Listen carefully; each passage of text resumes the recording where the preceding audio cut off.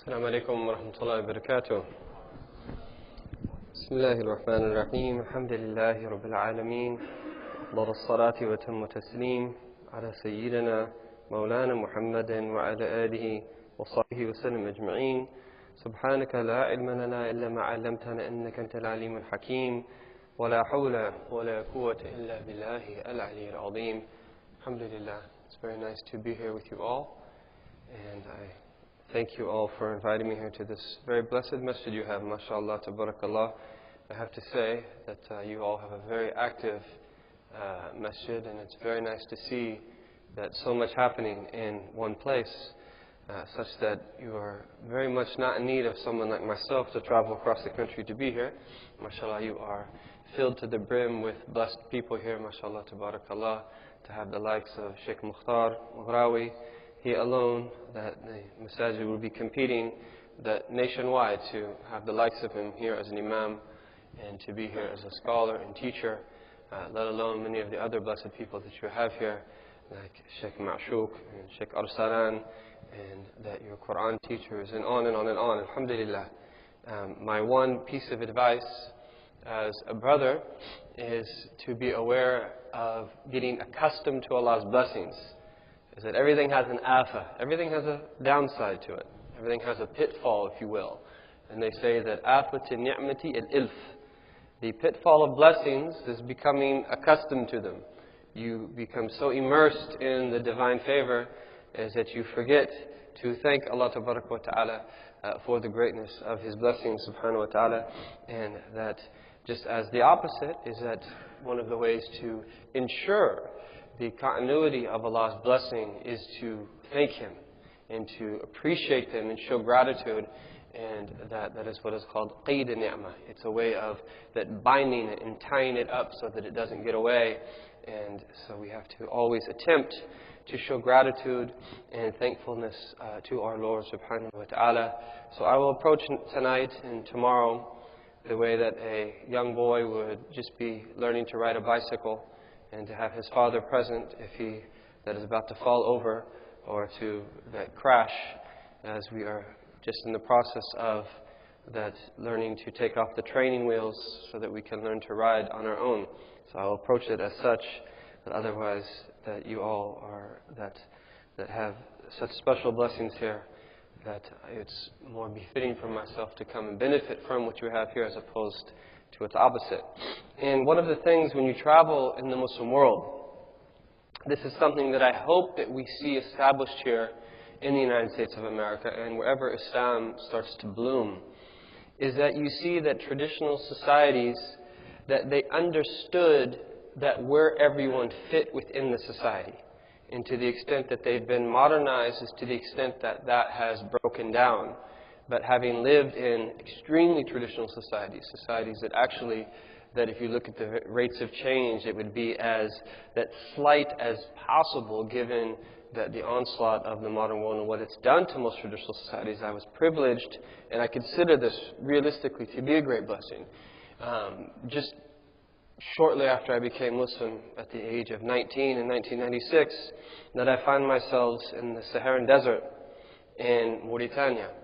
That not in the capital city, which even then was more like a village, but in the depths of the desert, about 500 kilometers to the east of the capital, in the middle of the Saharan desert.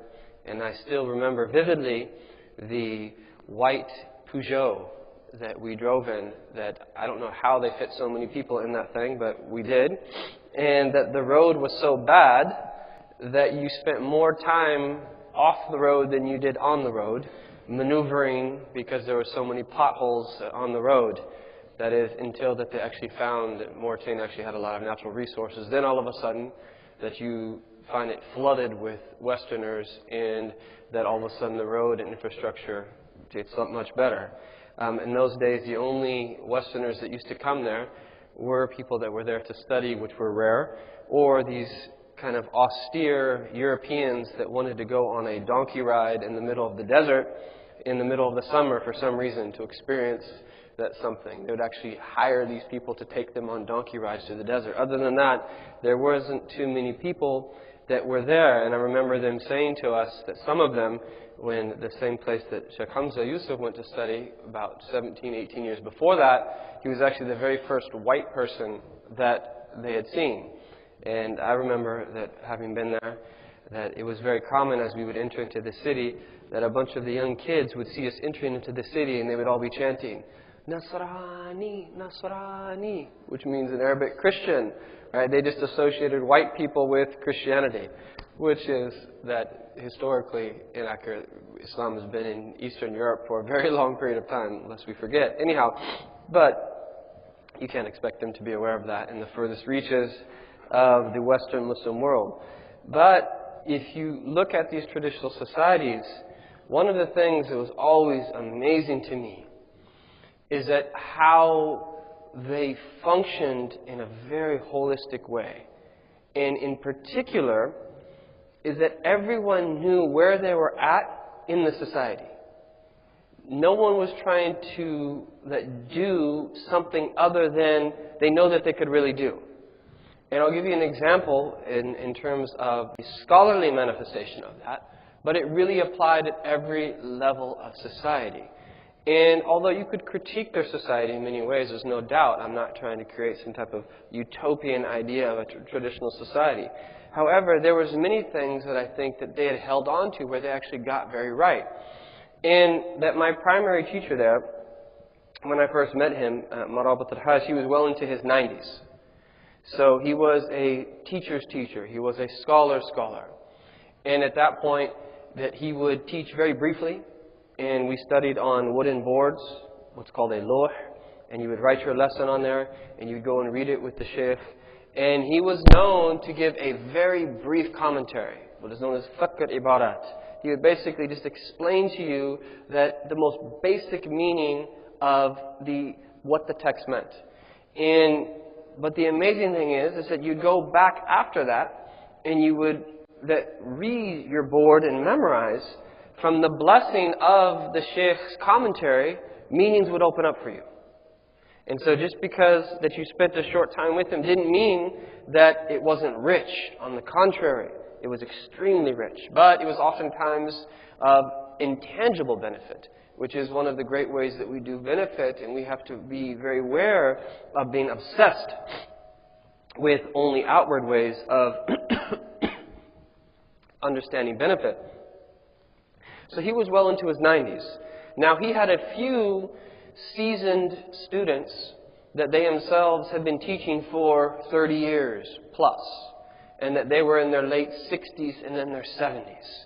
And these were some of the great remaining teachers that were still there that would go into great detail. These were the ones that you would go to when you really didn't understand something, or you wanted fatwa, or you wanted something that very detailed explained to you, that they would have the ability from that 30 plus years of teaching and their experience and that vast study of the religion to be able to put everything into context for you. And it was just amazing, the fact that even though that they are desert people and they actually didn't have too many books, is that it would hardly be a question that you would ask them except that they'd have the answer. And not only have the answer, that they'd tell you where the answer is and in what book that they found it. And they would themselves be like walking libraries that bring it all together for you, to cater an answer to the question that you had. And that was an amazing experience in and of itself. But then you also had some of the younger teachers. These were the ones that were in their late 30s and their early 40s. They'd, in a sense, graduated in the traditional sense that they'd been licensed to teach, and they'd been teaching for maybe less than 10 years, 5, 8, maybe up to 10 years. And these ones that you could actually go into more detail with, you could maybe read commentaries with, that you could be a little bit closer to. You wouldn't be as embarrassed around them or shy as you would around the slightly older teachers. And there would be a benefit that you would get from them. And then there would be benefits that you get from the older students. Because one of the beauties of this model is that everyone is there together. You are having constant interactions throughout the day, with the oldest scholars, the older scholars, the younger scholars. And then another example of that would be advanced students of knowledge. Ones that studied the same books that you're studying 3 to 5, maybe 7 years ago. so that you could ask them questions as well. And then you'd have students of knowledge that were your age, and this is an amazing thing about the Mauritanian model, which is also implemented in many other places in the Muslim world. There would even be students who quite literally would show up at the age of 5 or 6 and be learning alif ba ta from the very, very beginning. So you would see that 5, 6, 7-year-olds all the way up to people that were in their 90s. And you would see that how that relates to the scholarly class and how that relates to people that studied but then went on to become merchants or had some other type of livelihood. And then you would see all of this diversity. And one of the things that was amazing to me is that everyone knew what to do at what time. So in other words, they had the text, which was that the formal process of learning that every single one of them went through, and then they had the context, in other words, how to make those texts a reality in their own lives. And it was something extremely beautiful. And you didn't see a lot of ups and downs, you didn't see a lot of that excessiveness, is that they were extremely patient, and they understood is that everything has its time. And this is one of the biggest things that we are missing as individuals in a decontextualized modern world, where that oftentimes that we are left to that do things in and of ourselves, and that we don't have precedents of people before us to be able to show us the way, this is how you do things. And that is one of the challenges that is at hand that directly ties to tonight's topic at hand. And there is no doubt that we have unprecedented challenges in our time. There is no doubt about that. This is a time where even some of our most intelligent, seasoned scholars that find difficulty in providing comprehensive answers that are going to not only that treat the situation in the short term, but also provide a roadmap for us in the long term, and how in our diverse community that each and every single one of us can relate to the entire puzzle. And that this brief reference to this idea of the puzzle, I think, is really one of the most important things that we can understand. There are quite literally 1,001 things that we need to be doing as a community moving forward. And I think part of that our strategy in relation to that is that we develop a way of seeing things, that we understand, at least in general, how all of the individual pieces of the puzzle relate one to another. And then we start to focus on what it is that you and I can do in relation to that puzzle. What piece or few pieces can we be to create the mosaic of beauty that comes when the puzzle comes together? And if we think that there's only one way of doing things, or there's only one archetype of a way that a Muslim could be or should be in the United States of America, speaking specifically to our context, I think that we are setting ourselves up that with this narrow view to really that fall short.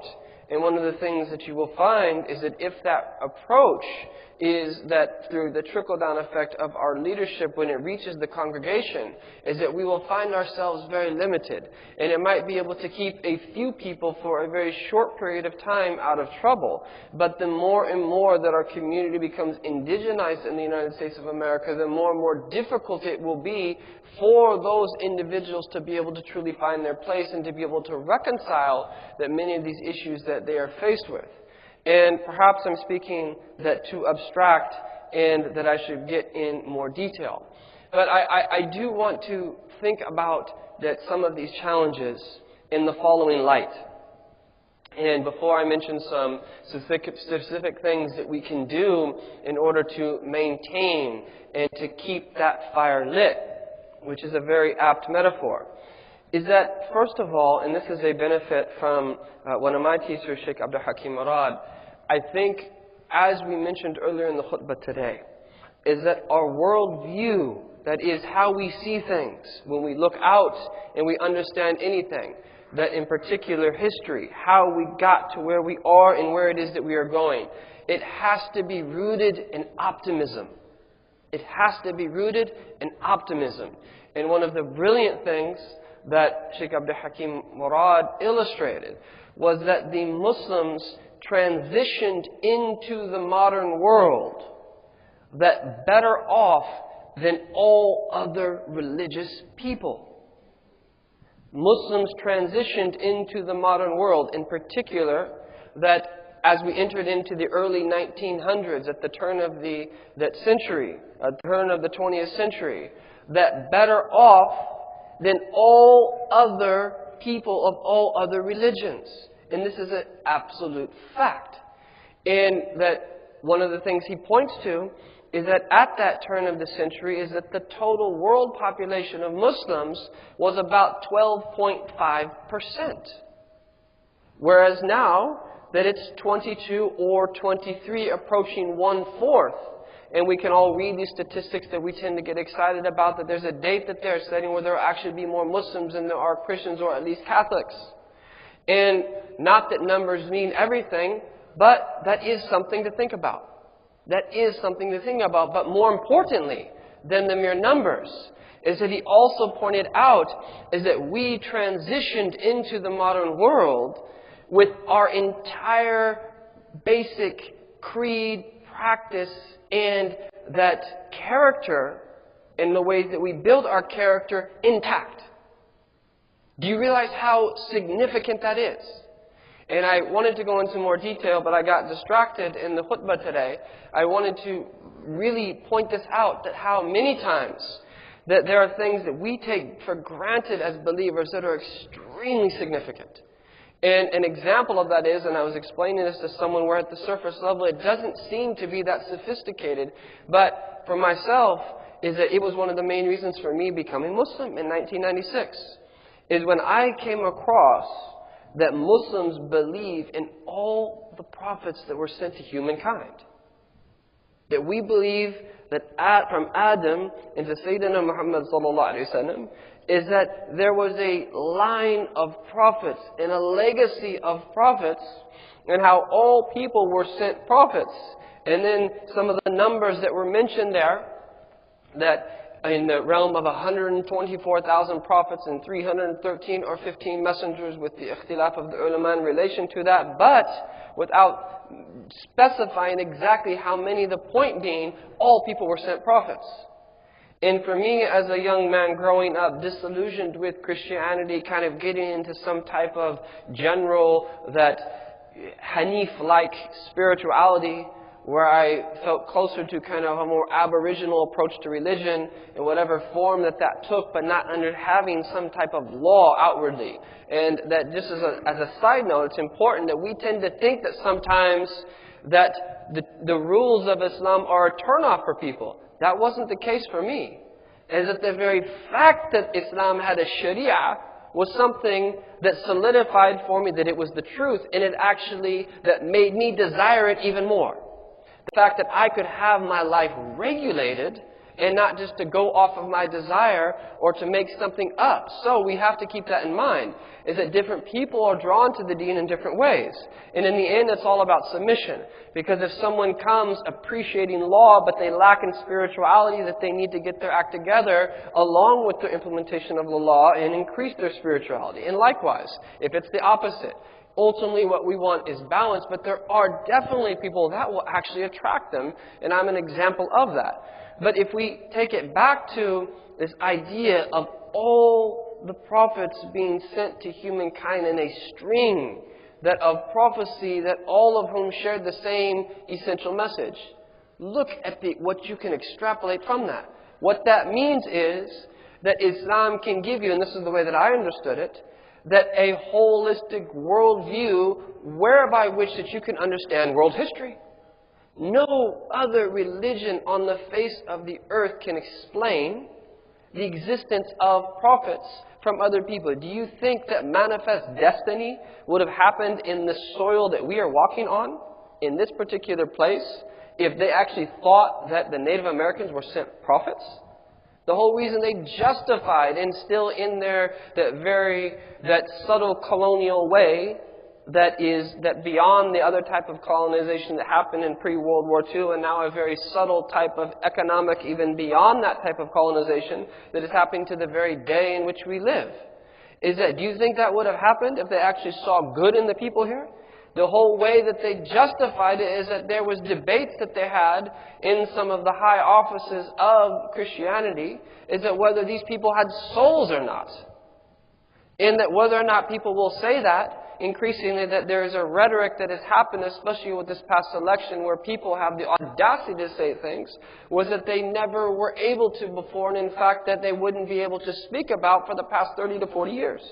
And so that there's no doubt that the future is going to be a little bit difficult. It's going to be rough in these next few years because of that the door that has been opened for people to speak, that in what they mean here by keeping it real is nothing other than unleashing the worst tendencies of a human being. We all want to keep it real, but you don't keeping it real. The nafs is not real, and that your desire is not real. That is fleeting, and it tends to be the worst aspect of the human being. And when society opens up for that to manifest, is that it is rough and it is disgusting. Because the nature oftentimes of our nafs, if it's not checked, is that it is awful and it is disgusting. But just that one example, and there are many like that, is that one basic creedal point is that opens up incredible doors that we oftentimes take for granted because that we just memorize it when we're young, but we don't realize all of those implications. And by extension, there are many aspects of our deen is that we are benefiting so much from them. It's only until you experience the other side do you actually appreciate that really what it is that you do have. So I do think that when we talk about that the time in which we live and that we develop our worldview about the past, present, and the future, it has to be rooted in optimism. Is that we transitioned into the modern world with an organic religion. And what I mean by that is that for those that want to live a principled life, rooted in correct belief, correct practice, and correct that character, is that you will then have the ability to do so if you want. It's all there. And that there is no other religion on the face of this earth that has that privilege. We know exactly what our Prophet believes, sallallahu alaihi wasallam. We know exactly the way that he used to pray and how he used to make wudu. We know exactly what he used to say. I mean, just look at the descriptions. All you have to do is open up that a slightly more, not even an advanced text of hadith. Just read Riyadh al-Salihin. That read the Adhkar of Imam al-Nawawi. Look at the diqqah in the painstaking detail of the way that the companions recorded the various aspects of the life of our Prophet ﷺ. And all of that has reached us in an unbroken chain of transmission to this very day and age. And that many people that don't realize and appreciate this tradition and how it reached us. And that stems from how distant that we are from it. But when you're close to these scholars, and that you've been around people that have mastered that tradition, and that you actually see that, wow, these claims that at memory are actually that true. And you see some of the statements when you study Islam in academia, which please don't, unless the few that we need to be able to do that, the vast majority, to study something else. It probably is better for you to do something more vocational, but we do need a few people to be able to deal with a lot of this nonsense. If you look at what they say, for instance, about that Imam al-Bukhari, that in his collection of hadith, Sahih Bukhari, which is a little bit more than 7,000 hadith, and you look at the total amount of hadith that he said that he took that collection from. And so the Orientalist is looking in a very material way. So they say that at least he's going to have to spend 15 minutes on each hadith to be able to decide whether he wants to accept it or not. And so that if you times the amount of time that it takes to analyze one hadith times the total amount of 600,000 hadith that he took his collection from, and what we mean thereby is not individual statements of our Prophet ﷺ, various narrations, then it would be physically impossible for the Imam al-Bukhari to be able to do this. Well, if you look at things the way you're looking at it, maybe. But that's not the way that things work, just because that you yourself are trapped in that material mindset. That's not the way that it works. Is that Allah Ta'ala expands time according to the way that He wants, and you are neglecting one of the most important parts of scholarship, and that one of the things that we have to recognize is is that in order for us to have true scholarship, that it has to be combined with piety, because if it was merely an academic or intellectual exercise, then why did Imam Muhammad bin Ismail al-Bukhari pray 2 rak'ahs before he put each hadith that he accepted in his collection? If there wasn't a relationship between 2 rak'ahs in seeking the help of God to put that hadith in the collection, then why would he have done it? Hashahu, he was a genius and one of the most brilliant people who ever lived, but combined with that, he also was a person of deep piety, and he is the one that said, I hope to exit this world and to have never have backbited one single Muslim. La ilaha. Which one of us could say that? That you can leave the world having never backbited one person. I mean, this is a daily occurrence for many of us.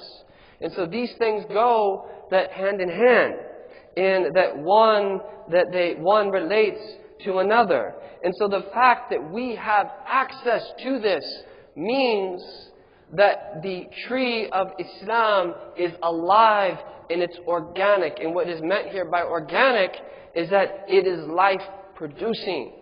And as our Lord says, "Tu'ti ukulaha kulla hinin bi'izni rabbiha."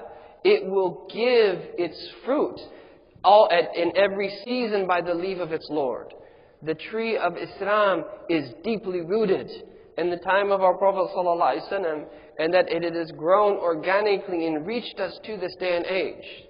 And that what we have to do is to connect to that tree. And that these scholarly chains of transmission, they're what connect us back to the time of the Prophet ﷺ. And that they're what connect us to allow the blessing of revelation that reach the furthest end of that furthest branch. Just as a tree, most trees that don't receive that water directly from the heaven, is it goes down into earth, to the earth. And then it's absorbed by the roots, and then that it is distributed through the tree. And likewise, that if we liken revelation to water in that sense, this is how it happens. This is how you and I individually are touched by wahi. Is that by connecting to the inheritors of the Prophet Muhammad ﷺ that have passed it down. So the first thing that we want to keep in mind is that we want to have an optimistic approach to how we view the time in which we live. Is that despite all of our challenges, that we have fared much better than all other religious communities. The second point, which is probably one that you've already heard before, but it's important to reiterate, is that difficulty is that part of life. And I was reading one time in a book by Guy Eaton, it's a very good book, and he tells this story where he says that I met this individual, and he was in his 70s, or he was very old, and he never seemed to have any problems. He didn't have any health complications. Everything already worked out for him. He didn't seem to have any major tribulations in his life. And you're going on, you're thinking he's going to mention something amazing about this person. And then he says, he was the most immature person that I had ever met in my life. Ajib. That you were expecting something very different. But then he catches you by surprise by saying he was the most immature person that I'd ever met in my life. So in other words, is that's an aspect of tribulation that we tend to forget about. One of the wisdoms of tribulation is that it causes you to grow. It causes you to become more mature. It causes you to take serious what you might have neglected before that. And so in other words, is that there is great benefit if you approach it in that way. And if you see it as such, but for our point here, it suffices to say, is that this is not something new. Is that there has been difficulty associated with religious teaching that from the very, very beginning, the life of our Prophet ﷺ and the life of the other prophets. And that yes, is that there is a type of ease that relates to the outward practice of the religions, as you don't intentionally make things difficult on yourself if there's no need for it to be so. And yes, that the Prophet ﷺ is that he wasn't given the option of two things, one being more difficult than the other, except that he chose the easiest of the option, but primarily that is understood in the worldly context. In other words, is that relates to the outward approach to this religion. But when it comes to the essence of deen is not something easy. The essence of deen is supposed to be that difficult. It's supposed to be difficult. That true religion, I remember Imam Zayd speaking about this point very eloquently. He was saying in emphasizing this point, that true religion is supposed to be difficult. It's about struggle. Because in the end, true religion is about what? It is about human transformation. It is about taking that your lead-like, that soul, and turning it into something that is golden. And that, as Maulana Rumi said, is that if you get irritated by every rub, how are you ever going to be polished? If you want something to shine with beauty, you're going to have to rub that thing until that it's going to shine. If you get irritated by every rub, how are you then going to that ever become polished? And the same thing goes for our state with our Lord subhanahu wa ta'ala. Is that we have to welcome that these difficulties and understand in them are something of our own benefit. But in recognizing that, is that if we come to the table understanding that it is supposed to be difficult, then that we are setting ourselves up to be able to deal with the situation, as opposed to expecting it to be easy and wondering that why it's not difficult. And that the frame is really what is important here. And what we've mentioned now is just 2 points to relate to the frame, and I'm going to mention a third in a second. But what I mean here by a frame, and there's a book that I would highly encourage everyone here reads, especially the younger generations. It is called Don't Think of an Elephant by George Lakoff.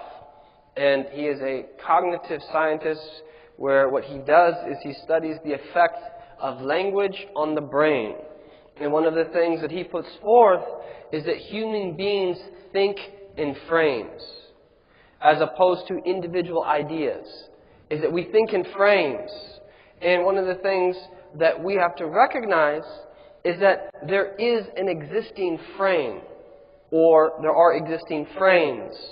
And that if we accept those existing frames, or, and this is where people could slip up, completely that negate the existing frames, oftentimes by negating them that we are also that very subtly accepting them. And so this is where it becomes very difficult in terms of the future of Islam in America, is that how do we simultaneously operate upon a frame that is rooted in prophecy of Sayyidina Muhammad sallallahu alaihi wasallam, which very easily we have all of the tools, easily, to deal with these issues that we need to deal with. This is not something difficult. But at the same time, that critique and be a part of a world that is operating for the most part on a very different frame. That is not something that is easy. We do need that sophistication in how that we deal with this. But frames are very important. And that we have incredible frames whereby which that you and I we can look at the world. So is that the third aspect of this, after mentioning that we have to have optimism and we have to understand very clearly, is that there is precedent for this in our sacred religious history, is that we have to understand a little bit about the country in which we live. And that part of studying the frame correctly is that, I guess that we could start from the most spiritual dimension. Is that when you say La ilaha illallah Muhammadur Rasulullah, is that this word is that heavier than the 7 heavens and the 7 earths, were they to be placed in one side of the scale, and were La ilaha illallah to be placed on the other side of the scale, it would outweigh it. La ilaha illallah is the heaviest thing in the world. In other words, it is of immense significance at every single level. There is a reason why if someone's going to enter into the deen, they say what? Ashhadu an la ilaha illallah. And they follow it up with Ashhadu anna Muhammadur Rasulullah. Is that this is simultaneously the simplest statement, yet not simplistic, but it is also the most metaphysical and significant statement in existence. It explains everything. that at the cosmic level of the universe, as well as every single thing that we learn in our religion to help perfectly position us in relation to the universe, and most importantly in relation to our Lord subhanahu wa ta'ala. It contains everything. And this is why it is the miftah of Jannah. It is the key of paradise, because it is the key that unlocks the understanding for all knowledge in existence. It's all contained in the words La ilaha illallah, Muhammadur Rasulullah. And this is why we have some weaker narrations that point to the importance and the greatness of the light of someone who says La ilaha illallah. And without getting into too much detail from the standpoint of the outward narration, to merely point to the reality is that even someone who is falling short in their practice, is that the light of La ilaha illallah shines bright in their heart. Extremely bright. Even someone who's disobedient, from the blessing of La ilaha illallah. In other words, is that believers are of the utmost spiritual significance. We know that the end of the world will not happen until the spirits of the believers are no longer there. Have we ever thought about that? What does the existence of a believer mean to the functioning of the universe? This is very serious.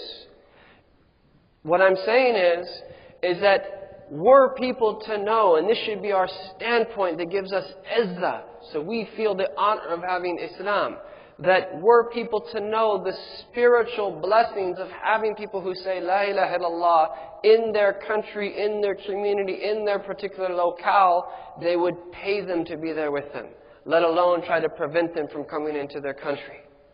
Were they to know that many of these blessed people that are going to be coming from Sham into this blessed country, the blessings that they would have brought to their country, contrary to preventing them or attempting to prevent them, they would actually be giving them money to come here.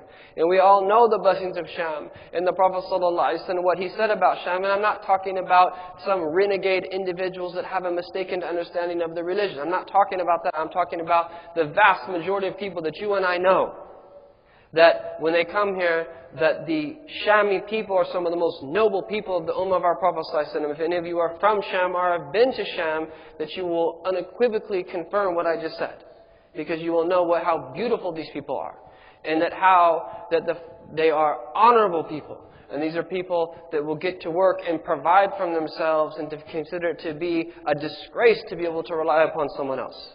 And so that there is deep spiritual significance that in the presence of a believer, and that we have narrations that indicate is that roads that they vie with one another, and they brag one to another about having a dhakr lillah having passed by them. The actual road itself. In other words, is that everything in existence is that when there is someone who is remembering Allah subhanahu wa ta'ala in that particular place, is that, forget about what people think about this, is that the earth itself, that wants there to be believers present on it, is that the earth itself in a spiritual dimension wants a believer to be present. I'm only speaking up to this point about the spiritual dimension. But if we take it down to the various other levels as well, is that continuously that you will find is that what the believer is supposed to bring to their community is healing. What the believer is supposed to bring is goodness. And there is a beautiful hadith of our Prophet ﷺ, and there's multiple narrations. One of them is in the collection of Imam Ahmad ibn Hanbal, is that the Prophet ﷺ is reported to have said, the likeness of a believer is the likeness of a bee. The likeness of a believer is the likeness of a bee.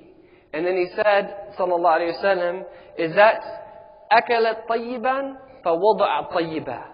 It ate from the good, pure, wholesome things in the earth, and then it emanated something that was good, pure, and wholesome. But then what did our Prophet say?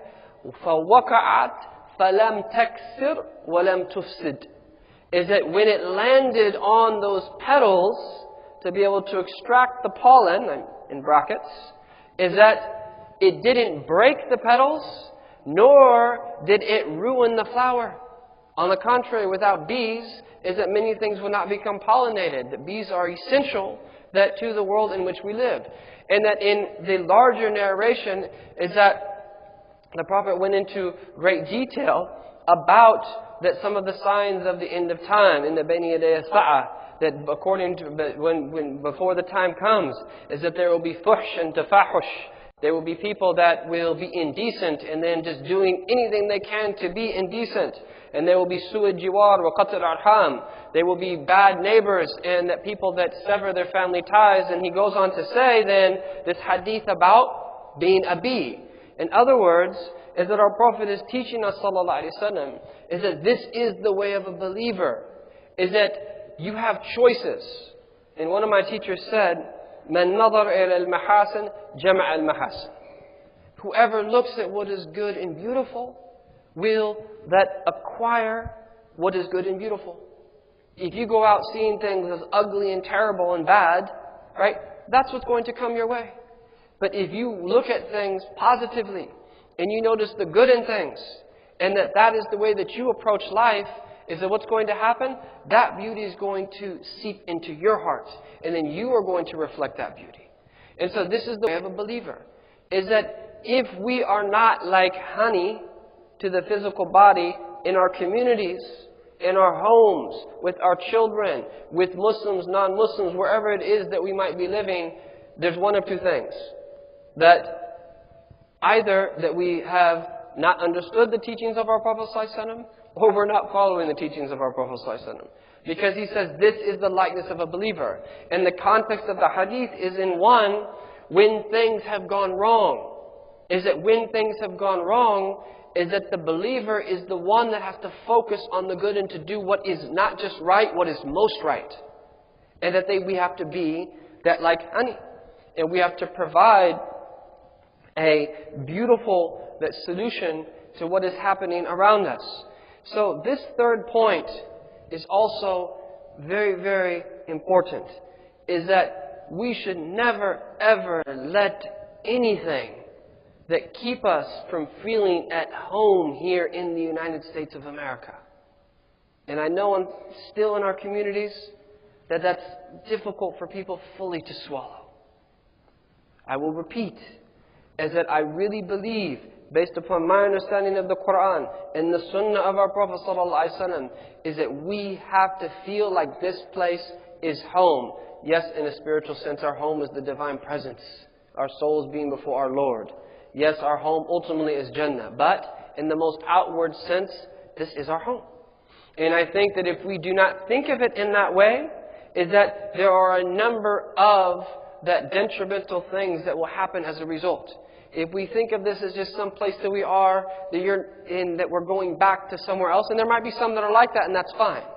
But the vast majority is, if we are here, and we are planning to be here, we have to see it as our home. And I believe this is the Quranic perspective. That why does Allah Ta'ala say about the Prophet Hud? وَإِلَىٰ عَادٍ أَخَاهُمْ هُودًا. When he speaks about the people of Ad, that he says their brother Hud, the Prophet Hud, the vast majority of Ad, the tribe of Ad, that they disbelieved in the Prophet Hud. So why does Allah refer to that Hud alayhi salam as their brother? Why did our Prophet say, sallallahu alaihi wasallam, in the most beautiful illustration of this, is that during the battle of Uhud, as people are telling him to make dua against the mushrikeen, what did he say? Allahumma ihdi qawmi. Have we ever thought about that? Oh Allah, guide my people. He did not say, oh Allah, guide these disgusting kafirs. He said, Allahumma ihdi qawmi. These are people that are persecuting him and fighting against him, and still that nasabahum ila nafsihi laysa nisbat tashrif, that he affiliated them to himself, not an affiliation of honoring them. He would never honor kufr, sallallahu alaihi wasallam, but an affiliation of realizing that he has a concern for them, an affiliation of responsibility, an affiliation that this is the ummah of da'wah as opposed to the ummah of istijabah. This is the ummah that we are required to be a source of upliftment for. These are people that we want to save from darkness and from worshipping that which does not deserve to be worshipped, to take from the narrowness and the constrictedness of this world to the vastness and expansiveness of the next world, of religion in terms of the next world. This was the way our Prophet was. And even further proof of that, what did our Prophet say about the zalim and the mazloom? The one who is oppressing and the one that is oppressed. What did he say? Unsur akhaka. He used the word akhaka. Unsur akhaka. That give victory to your brother, zaliman or mazluman. And the companions that responded in a way that we probably would have as well. Ya Rasulullah, we understand how we can do that in relation to the oppressed, but what does it mean to that give victory to the one who is oppressed? What? Stop him from his oppression. But the shahid here, what I'm trying to get at, our Prophet referred to the zalim as his akha, as his brother. In other words, is that's how you have to see things. And so that if we see everyone that is around us in a very distant way, is that these are people that are far away from us. These are people that, we don't really want to interact with. How on earth are you going to be able to touch their hearts? How on earth are you going to cause a change in them? That on the contrary, is that we have to live amongst them. And our Prophet ﷺ, this is one of the things that I asked one of my teachers as we were entering into Australia, and this is one of the first times, I believe it's the first time he went there. And I asked him that, Sayyidi, what happens when you have a true inheritor of the Prophet ﷺ go to a land in which there is a lot of disbelief? And he paused for about 2 seconds and he said, Rahmah. And he said, mercy. This amazing overarching word that has an unlimited amount of outward manifestations of what happens. That when you have people like this that come to a land in which there is a lot of disbelief, this is how we have to be. This is how we have to be. That whether people appreciate us or don't appreciate us, whether people know who we are or don't know who we are, whether they like us or they don't like us, respect us or don't respect us, mistreat us or treat us well, is that we are people of principle. We are people of principle unconditionally. There is no instance that you can find yourself in that you cannot be a principled person. As long as you are here in this dunya, is that in order to meet your Lord in a good state, you have to remain principled. And what we mean by principled here is that we are committed to correct belief, correct practice, and good character. That is the meaning of principle. Iman, Islam, and Ihsan. Is that this is what we live upon, and this is what we die upon, and we do not wait for the person that we are interacting with to be good to us first. This is the essence of what good character is. Good character is not waiting for everyone to treat you nicely. Is that good character is when some type of harm comes your way, is that how do you deal with that? That at very least is that don't reciprocate harm with harm. That's the very least. And then if you want closeness to Allah Ta'ala, if you want wilaya, is that, as it has been said, أَوَّلُ قَدْمٍ فِي الْوِلَايَةِ, is that the very first step that you take towards becoming close to Allah is what? Is كَفَّ الْأَذَى وَتَحَمَّلِ الْجَفَاءِ. Is that you spare people that harming them, and that you learn to bear that difficulty that comes in your way. Learning to bear difficulty. Where is this understanding in our community? Is that bearing people's that difficulty and their coarseness. And all you have to do is read something like the beginning of Imam Yusuf al-Nabahani's incredible book, titled Wasa'il al-Wusul al-Shama'il al-Wusul, that has been beautifully translated and published by Medina Institute, may Allah preserve them, by Abdul Aziz Soraka. And that Imam Nabahani, that he goes into depth in the beginning. No, I did not. Siri. It activates without even touching anything. Where was I? Allahumma salli alayhi wa ala alihi.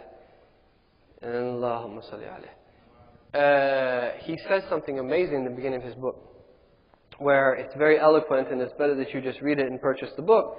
But he talks about the vile nature of that many of these people that came to the Prophet ﷺ.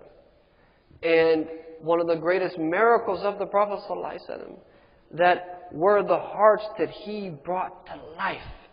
People that were vile and base in nature. But they transformed into the greatest people that ever existed on the face of this earth after the prophets and messengers. And that still remains. The transformative power of the Quran and the Sunnah of our Prophet ﷺ, it remains, and we'll transition into this for the last part of our time together today. So we spoke about three things in terms, all of them relate to perspective, and they all relate to our frame. But the next most important thing is that everything that I just mentioned is not enough. That all relates to how our frame is set and how we view the world. That what also needs to be done here is we need to put in work. And there are a few things that we can do, mechanisms that we can set in place, if you will, that will keep that flame lit. And one of the single most important of all is remembrance of Allah, dhikr of Allah. And someone might say, yeah, I've heard that before. But I challenge every single person tonight to sit down with yourself and think about your past week. How much have you remembered Allah? How much have you remembered Allah? The 5 daily prayers, everyone has to do that. How much have you remembered Allah? How many times? Assalamu alaikum wa rahmatullah. Assalamu alaikum wa rahmatullah. Right? Stand up. We're gone. When was the last time that we implemented one of the sunnahs of our Prophet ﷺ, where we said Subhanallah walhamdulillah wa la ilaha illallah akbar 100 times in the morning or evening? Oof, how long would that take us all in our busy lives? Okay, at least say Subhanallah wa bihamdih. If you can't say Subhanallah wa bihamdih, Subhanallah al-azim. That these basic invocations that our Prophet has given us, and there is a multitude of them, that we're supposed to recite in the morning, in the evening, and the adiyat al-ahwal that we're supposed to recite throughout our day, and the various things that we do, is that we should strive to be from the dhakirin Allah kathiran wa dhakirat, the male and female believers who remember Allah often. And from the bounty of Allah Ta'ala, some scholars give us a fairly easy definition of what that means to be from those who remember it often. And that if you pray the obligatory prayers, and you do the rawatib, even if it's only the most important, that sunnah prayers associated with those prayers, and you do the adhkar of the sabah and the masa, the invocations of the Prophet for the morning and the evening, and then you remember Allah Ta'ala when you exit the masjid, when you enter into the masjid, when you wake up in the morning, is that the hope is that you can be at least from the least degree of those who remember Allah Ta'ala often. And then after that there's various degrees.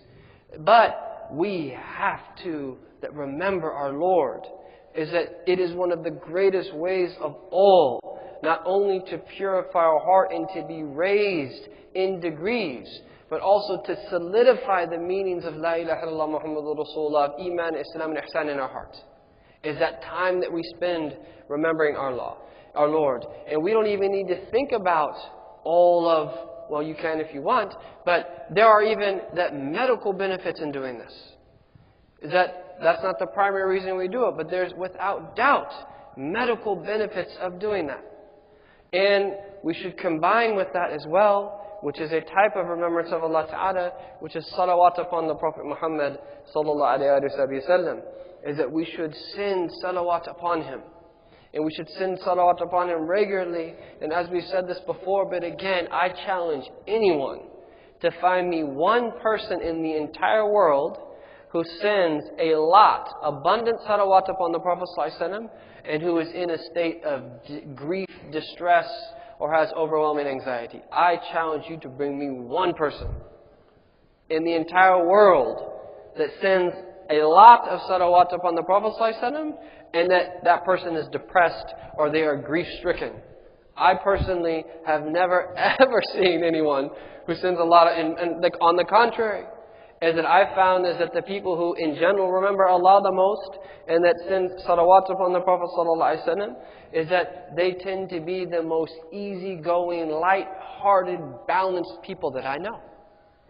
In other words, is that there is a direct psychological impact that this has upon us. And it's meant to be so. So this is one very important thing that we can do, that we can instill in our lives in order to keep the flame lit. And what it will do for us is that time that we take out to remember Allah subhanahu wa ta'ala, is that it will give us in that sense that potential energy that will turn into kinetic energy. Is that the more time that you spend doing that, the more energy that you will have that throughout your days. And the more fuel that you will have to then keep that light lit. And that there was a couple of other things that I wanted to mention as well. That one is that we take prayer in congregation seriously. Is that we need to take prayer in congregation seriously. And I know many of our lives it's difficult that at the workplace there might not be Muslims and so forth and so on, but at least we should try to pray Fajr and Isha in congregation, and preferably in the masjid. At least in congregation, but preferably in the masjid. If you can't pray both, at least one. At least one. But striving to the extent possible. Why? Because in our day and age, is that prayer is something that we can still hold on to. There is a hadith of our Prophet ﷺ that says, is that لَتُنْقَدَنَّ عُرُرَ الْإِسْلَامِ عُرْوَةً عُرْوَةً. The rungs of the ladder of Islam will be broken, rung after rung. كُلَّمَا انْقَضَتْ عُرْوَةٌ تَمَسَّكَ النَّاسُ بِالَّتِي تِلِيهَا. Every time that a rung breaks, people hang on to the one that is after it. Our Prophet went on to say, أَوَّلَهُنَ نَقْدًا الْحُكُمْ وَآخِرُهُ نَقْدًا الصَّلَاةِ. The first of them to break is governance, and the last of them to break is prayer. What is our Prophet teaching us? He is teaching us that there will be a breakdown of the outward manifestations of religion that throughout time, from his time until the end of time, that slowly over a period of time is that the outward manifestations of the religion will be broken down. And this is something we can see right before our eyes. Look at the political mess in the Muslim world. Look at the economic mess in the Muslim world. Look at the social mess in the Muslim world. And on and on and on. The cultural mess and so forth. But we know still that we have the rung of prayer. This is something that we have absolute clarity about.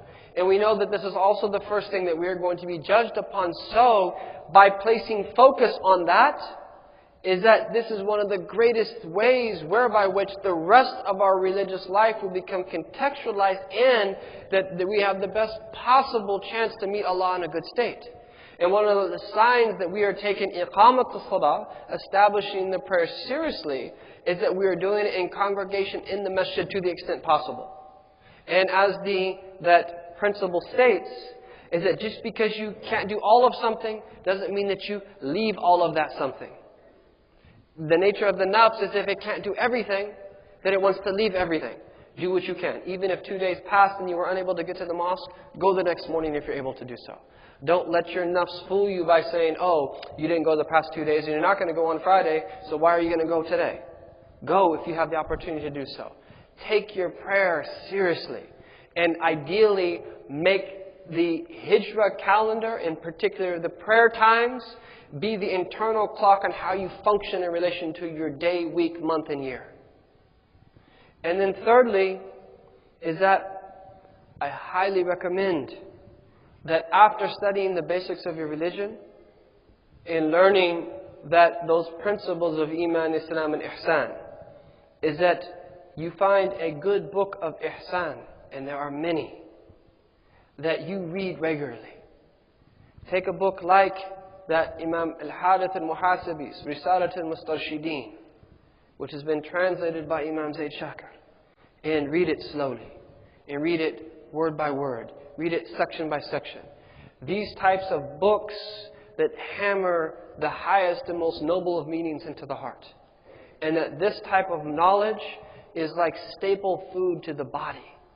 This is a type of knowledge that we have to read every single day of our life.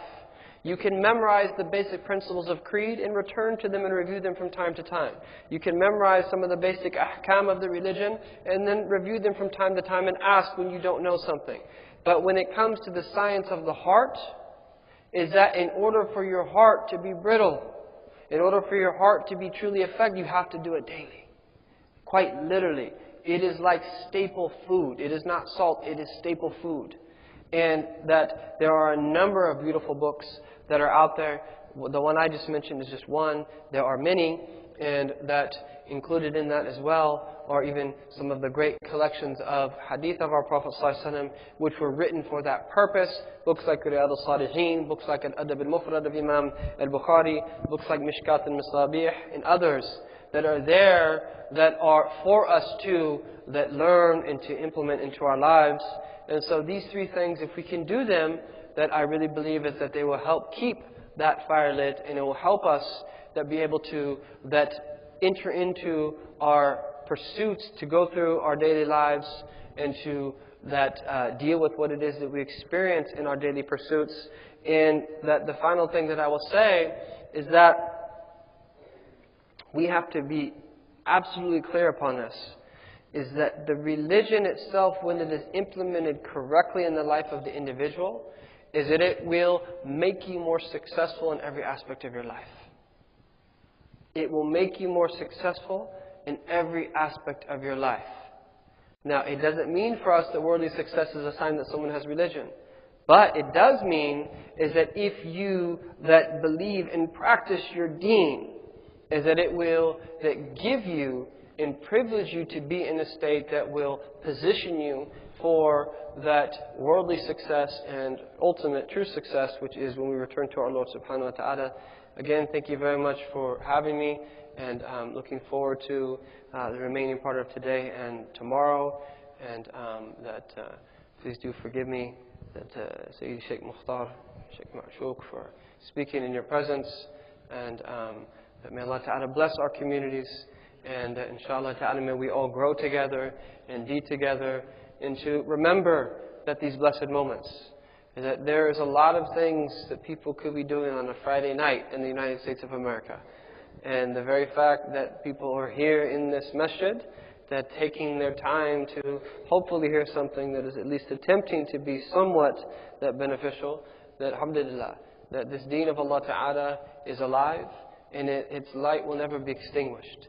And just when people think that it's starting to become extinguished, is that Allah Ta'ala will bring forth other people, and He will give them great aspiration, and then it spreads. This is Allah Subhanahu wa Ta'ala's deen, and we know that it's going to remain here with us until the end of time. What we have to do is find that how you and I relate to all of that. May Allah Ta'ala give us tawfiq. Wa sallallahu ala sayyidina Muhammadin wa ala alihi wa sahbihi wa sallam. Alhamdulillahi Rabbil Alameen.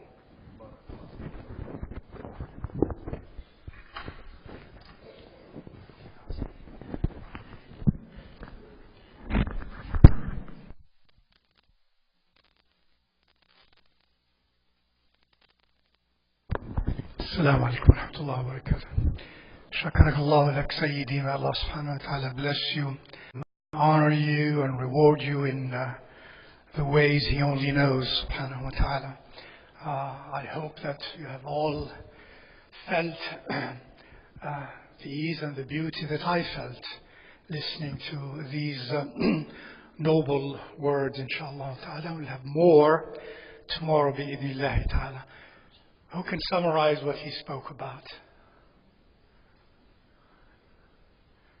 Please. Number one. Number one, optimism. Optimism and all what he said during that framework, inshallah. Second,